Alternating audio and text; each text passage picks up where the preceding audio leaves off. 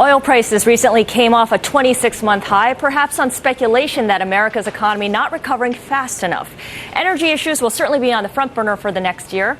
So for more on what we can expect, we're joined now by former Shell Oil President John Hofmeister. He is now CEO of Citizens for Affordable Energy. And John, we put together a chart taking a look at the three areas that you're focused on in the new year, in the future, really. $5 a gallon gasoline is certainly one of them, along with offshore drilling, a second one, and EPA regulations that could have certainly impact on supply and demand. But let's tackle $5 a gasoline first, because everyone wants to know when it could happen and what is driving this increase from the current $3 plus level.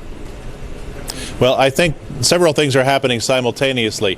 Number one, the demand for oil in this country has just about returned to the previous high levels of the 2007-2008 period. Number two, Asian demand is growing increasingly at a greater rate. While we were in recession, the Chinese people were buying 30 million automobiles, all of which need gasoline. That's an incredible number. Third, we are getting ready to produce less oil in this country because we've shut down the Gulf of Mexico for drilling.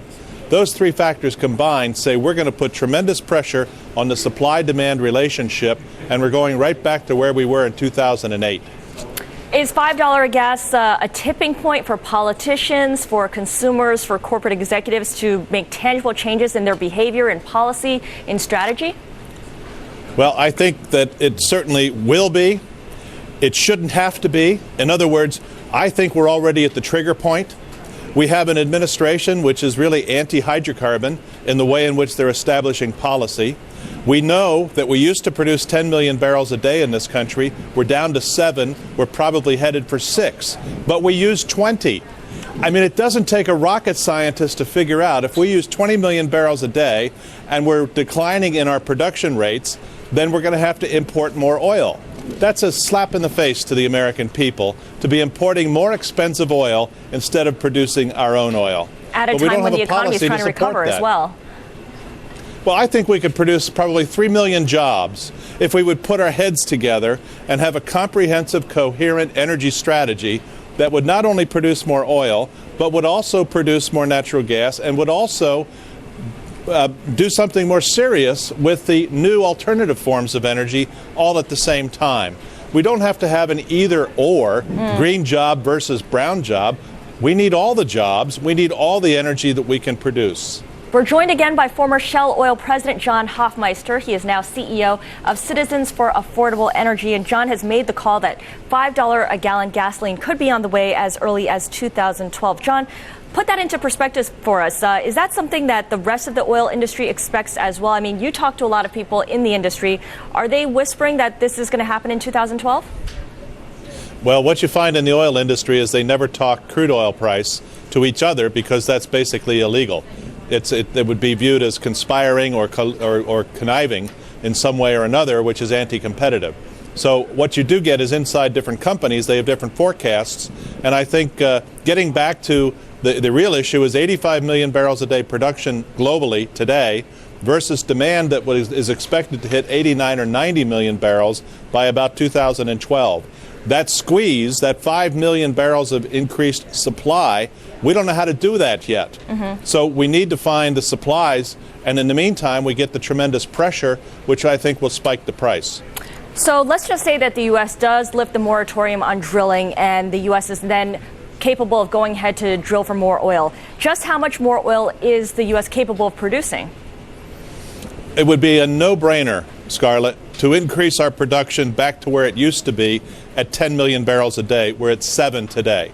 With the Bakken in North Dakota, with oil shale in Colorado, with the offshore oil prospects of Alaska, the Gulf of Mexico, the East Coast, there is no reason but what we could not get back to 10 million barrels a day if we had a plan to do so. That would release so much private money into the economy, and the job creation would be fantastic. And at the same time, let's keep moving forward on the alternative forms of energy. I'm in favor of biofuels of different types. I'm in favor of wind and solar and other sources of energy, just like I'm in favor of clean coal and nuclear power. Our population is growing. Our economy is growing. We need more energy. Let's produce more energy. It seems the impetus to do something about this only comes up when oil or gas, I should say, creeps up towards levels that make consumers uncomfortable. There isn't the political will to do that when gasoline is less than $2 a gallon. You're so correct. We've had 8 presidents in a row that have promised energy independence. We've had 19 Congresses in a row that have promised energy independence.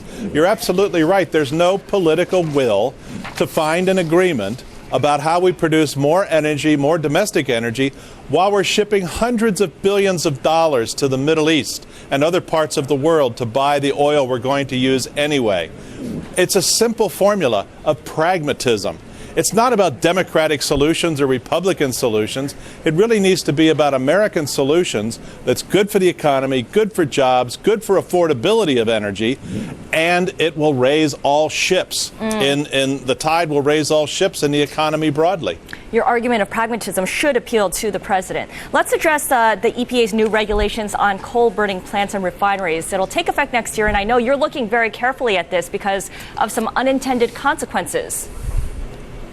Well, I think at a time when we need more energy as the economy recovers, the new EPA regulations could lead to less.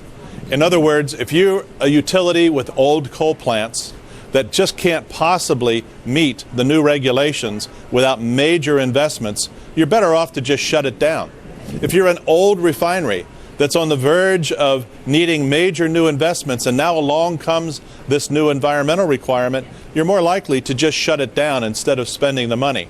So we will be closing coal plants, closing some of the older, smaller refineries at a time when we're needing more energy to support the economy. The problem with the EPA approach is that it's not part of a master plan. It's part of a set of regs determined by the White House to proceed regardless of the will of Congress, and it's like a tactic when we need a strategy. So how do we line up incentives so that the administration achieves what it wants and gets the desired effect? The most important thing would be to set 25, 30-year goals, not goals between now and 2016, 2020. Energy doesn't move that fast. Putting environmental constrictions in place doesn't happen quickly. Let's have a 25, 30-year, even 50-year plan, and then you can overlay environmental regulations with energy production, clean energy, dirty energy, make dirty energy cleaner. All of these things could be done, Scarlett, with time. But when politicians work on 2-year, 4-year centers, which is their electoral cycle, they try to rush to meet the next election. And that's not going to help the energy future of the country. Yeah, the political cycle is certainly getting in the way. Thank you so much for your thoughts. John Hofmeister, a former Shell Oil president, current CEO of Citizens for Affordable Energy.